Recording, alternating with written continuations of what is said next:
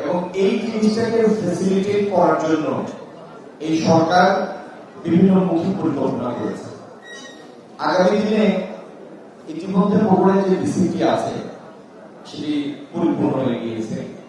আমরা যতটুকু জরিপ করেছি তাতে এখানে ক্ষুদ্র মধ্যম পর্যায়ের শিল্পের বা শিল্প উদ্যোক্তাদের একটি বিরাট চাহিদা রয়েছে। তো সেই চাহিদাকে প্রতি লক্ষ্য রেখে আগামী দিনে আমরা প্রায় 400 একরের একটি বিসিক শিল্প পার্ক করার পরিকল্পনা করছি এবং আমরা চেষ্টা করব এই শীতে সেই প্রকল্পের কাজটি শুরু করার জন্য। বাংলাদেশে আমার আগে মাননীয় সংসদ সদস্যদের কেউ বলে দিয়েছেন যে এই দেশে ডাবল ডিজিটের সুদে ঋণ নিয়ে কোন শিল্প প্রতিষ্ঠান বা ব্যবসা সফল করার সুযোগ নেই। এই কথাটার সাথে কারণ দ্বিমত নাই। আপনি যে পণ্য উৎপাদন করবেন সেই প্রতিযোগিতামূলক হতে হবে, কম্পিটিটিভ হতে হবে। আর কম্পিটিটিভ হতে গেলে দুই উপায়ে আপনি কস্ট কমাবেন। একটা হলো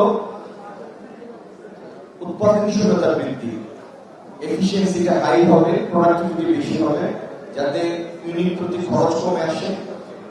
সারা দেশের যারা বাংলাদেশের জাতীয়তাবাদী দল করেন শুধু তারা না, এই দেশে কোটি কোটি মানুষ যারা শহীদ রাষ্ট্রপতি জিয়াউর রহমানকে ভালোবাসেন এবং খালেদা জিয়াকে ভালোবাসেন এবং আমাদের বর্তমান প্রধানমন্ত্রীর প্রতি যাদের ভালোবাসা আছে, এদের সবার কাছে বগুড়া একটা আবেগের কেন্দ্র।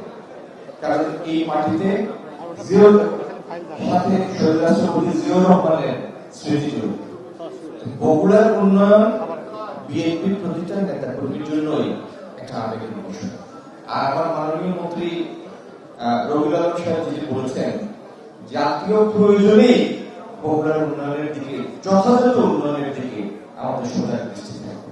উপস্থিত সবাই ভাই বোনেরা সুস্থ থাকুন, ভালো থাকুন। আসসালামু আলাইকুম।